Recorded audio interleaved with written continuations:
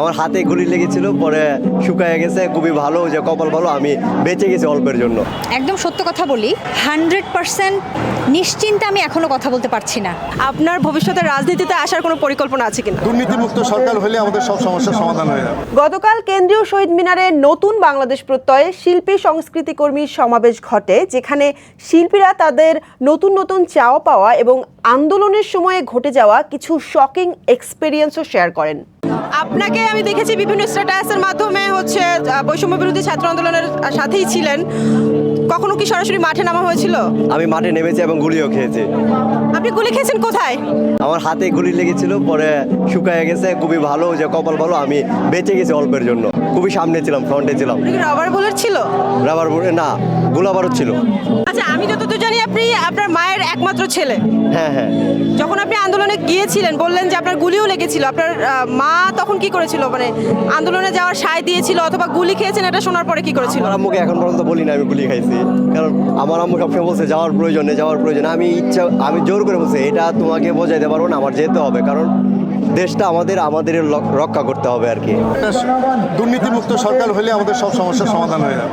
আমাদের লোকটা একটু আমরা কমাই, হ্যাঁ, আমরা একটু আমাদের আত্মীয় স্বজনের প্রতি যে আমাদের আন্তরিকতা সব কিছু মিলে সবাইকে ভালোবাসে, সুন্দর একটা দেশ হবে। যখন শিল্পীরা আন্দোলনে অনেকে বের হয়ে গিয়েছিল, অনেকে বের হননি, আপনি সাহস নিয়ে বের হয়ে গিয়েছিলেন, তখন কোনো ধরনের প্রেশার বা কোনো ধরনের থ্রেট ফেস করতে হয়েছিল কিনা?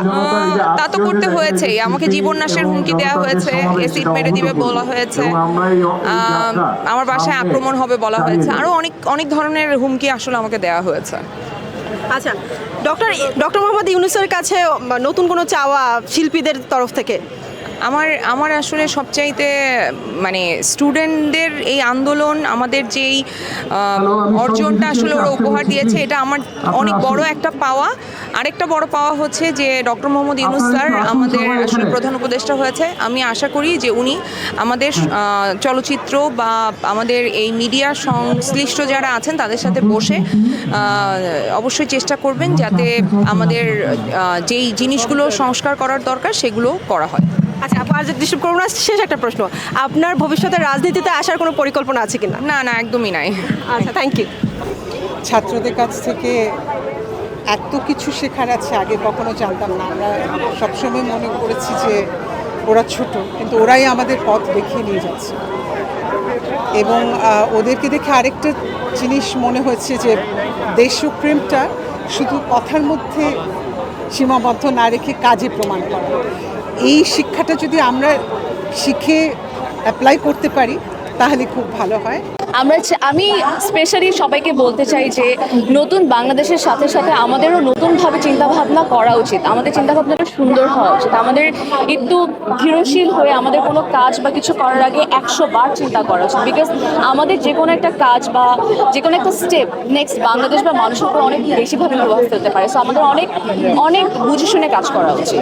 আন্দোলনের আগে, বৈষম্য বিরোধী ছাত্র আন্দোলনের আগের আপনি আর এখনকার আপনি, এর মধ্যে কোনো পার্থক্য অনুভব করতে পারেন? যে বাক স্বাধীনতার যে ব্যাপারটা, আমি যদি একদম সত্য কথা বলি, 100% নিশ্চিন্তে আমি এখনও কথা বলতে পারছি না। আমি এটা চাই, আমি 100% নিশ্চিন্তে আমার যে কোনো মতামত, সেটা যে কোনো বিষয় হোক, সেটা আমার কোনো ব্যক্তিগত মতামত হোক বা রাজনৈতিক কোনো মতবাদ হোক, আমি নিশ্চিন্তে বলতে চাই।